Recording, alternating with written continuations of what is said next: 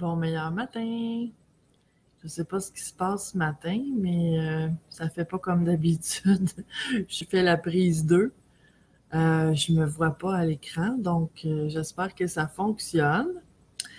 Euh, ben, bon jeudi. J'ai eu une suggestion hier de Sylvie qui proposait de faire une foire aux questions où chacun pourrait poser des questions qui le titillent, des questions auxquelles il voudrait avoir des réponses, évidemment, et que ben, je me propose de répondre à vos questions. Donc, si tu as des questions ici ce matin, tu peux me les écrire sur les petits messages. J'espère que je vais les voir parce que là, ça fait vraiment pas comme d'habitude ce matin. Mon écran est noir, donc j'espère que ça va bien fonctionner. Et si jamais tu es en ligne, écris-moi si tu me vois bien et tu m'entends bien, parce que j'ai un petit doute ce matin. Donc, en attendant, ben, je vais y aller avec l'intuition du moment. Mais je vais parler, tiens, d'accéder à notre sagesse intérieure. En fait, ça arrive souvent que je me pose des questions, moi aussi. Et je me suis rendu compte que, tu sais, parfois, on se demande des choses, on se questionne et on cherche dans notre mental. On peut même en arriver à se casser la tête, vraiment, pour trouver ces réponses-là. Et par moments, ben, on a beau réfléchir, réfléchir, réfléchir, tourner ça de tous les côtés dans notre tête, mais parfois, on ne les trouve pas, les réponses. Et bien évidemment, si j'ai réfléchi et que je ne trouve pas de réponse, puis que j'en viens à ce que j'appelle me casser la tête, c'est-à-dire que ça fait plein de fois que je réfléchis à ce même questionnement-là et que j'ai beau avoir jonglé avec ça, tourner ça de tous les bords dans ma tête, mais que j'arrive pas à une réponse, mais c'est parce que la réponse se trouve probablement pas, évidemment pas, dans mon mental. Bon, ça semble fonctionner. Est-ce que, est-ce que tout le monde me voit bien? Parce que moi, je me vois pas ce matin. Je vois qu'il y a des belles âmes qui arrivent en ligne. Bon matin, tout le monde. Je vais surveiller vos réponses. Et bien, ce matin, c'est ça, j'avais envie de faire la foire aux questions pour ceux qui se rajoutent.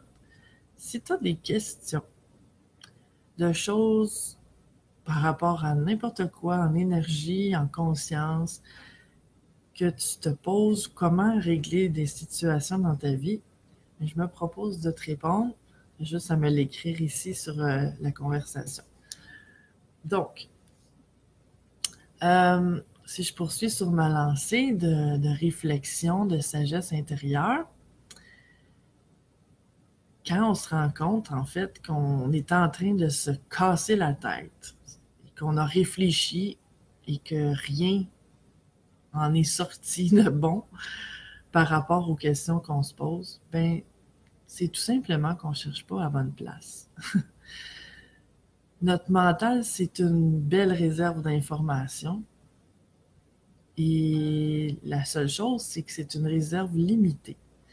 C'est limité à ce que je sais, à ce que j'ai compris, à ce que j'ai lu, entendu, à ce que j'ai retenu, à mes propres prises de conscience. Mais j'ai pas tout vu, j'ai pas tout entendu, j'ai pas tout appris. Je ne sais pas tout.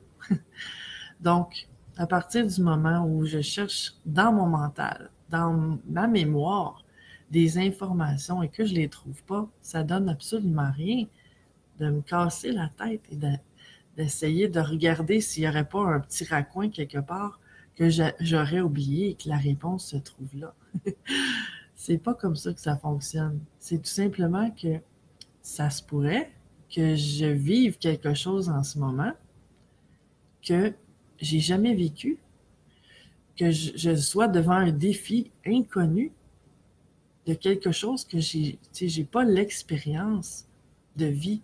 Et même si j'ai vécu quelque chose de semblable dans le passé, ça ne veut pas dire que ça s'applique parfaitement à cette situation-ci et que la réponse du passé est toujours bonne ici et maintenant. Donc, on a à laisser aller un petit peu ce mental-là parfois. Il est très utile et on en a besoin, mais il n'y a pas la réponse à tout. Donc, où elle se trouve la réponse si elle n'est pas dans notre mental, mais elle peut être n'importe où. Il s'agit de s'ouvrir en fait à la recevoir, de s'attendre à la recevoir.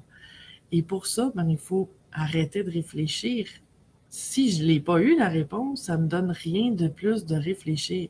Et tant que je réfléchis, je bloque l'accès à d'autres sources d'informations parce que je vais être focusée sur mon mental.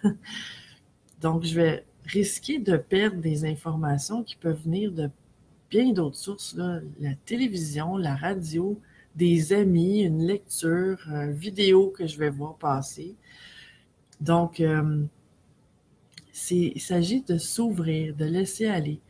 Pourquoi penses-tu que parfois les inspirations, les réponses viennent alors que on prend des vacances, alors que on dort et que tu sais, quand on dit la nuit porte conseil et qu'au matin ou pendant la nuit, on a des éclairs de génie. Pourquoi que quand on va marcher dans la nature, on est plus facilement justement connecté à recevoir des inspirations subites comme ça. Mais c'est pas pour rien, c'est que là, on laisse aller le mental et il y a place à recevoir de où la réponse se trouve. Mais moi, je vois ça comme dans l'univers. Dans l'univers, toutes les réponses se trouvent là. Et en fait, si ça fait pas partie du domaine de ma mémoire, là où je cherche, là où j'essaie d'avoir accès, c'est juste que je cherche pas à bonne place.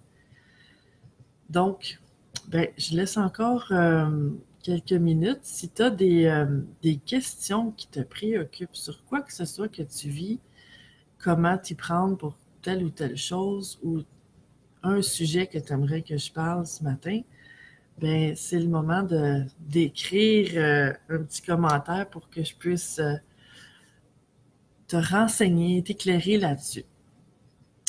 Et je vais probablement, certainement le refaire d'autres fois, la foire aux questions.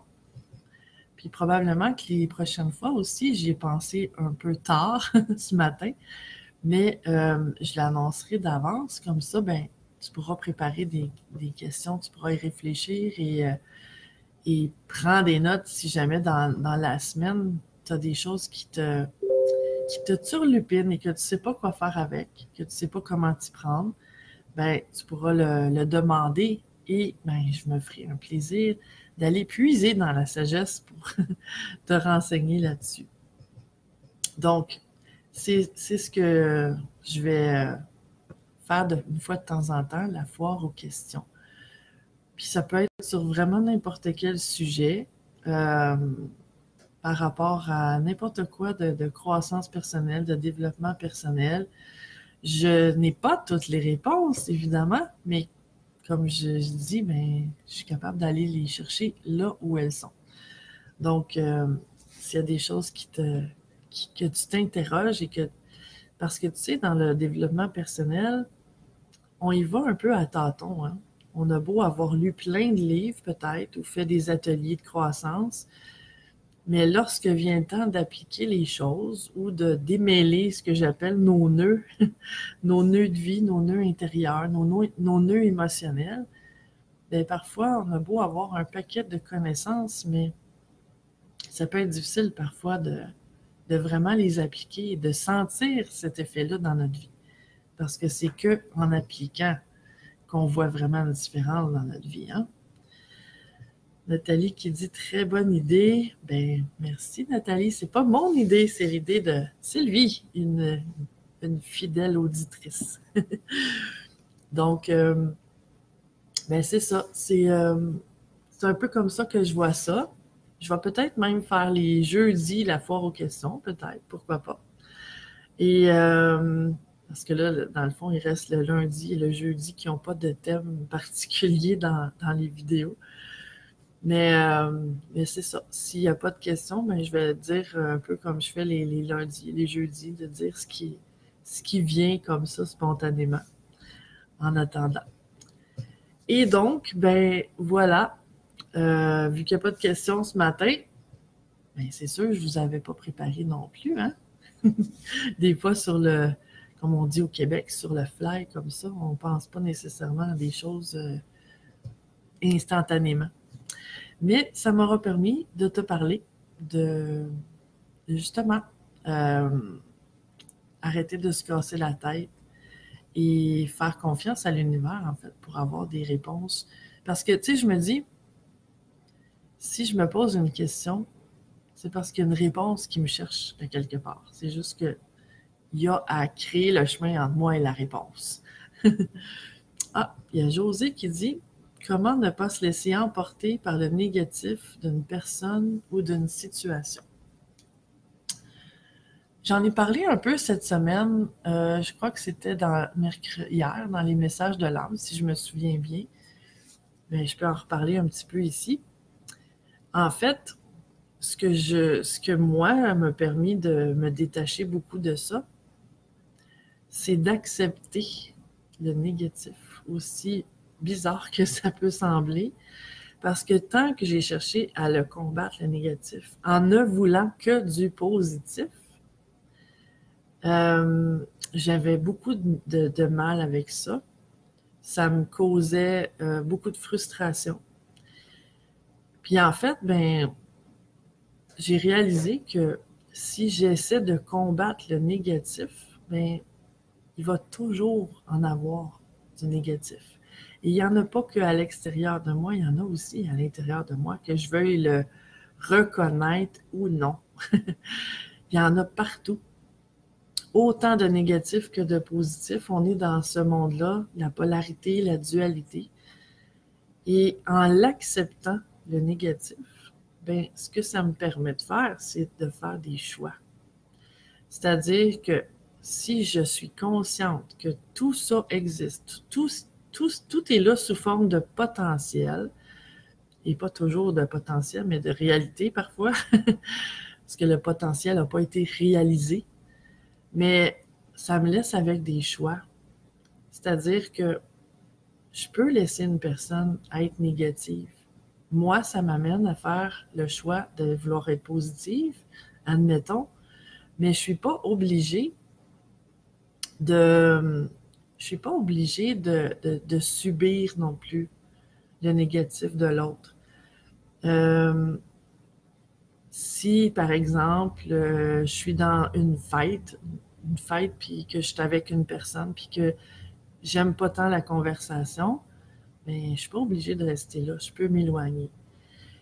Là où c'est plus difficile, c'est, par exemple, euh, dans la famille proche ou au travail, ou, par exemple, je serais à côté d'une personne à un poste de travail et que cette personne-là euh, dit des choses négatives à longueur de journée et que là, j'en peux plus.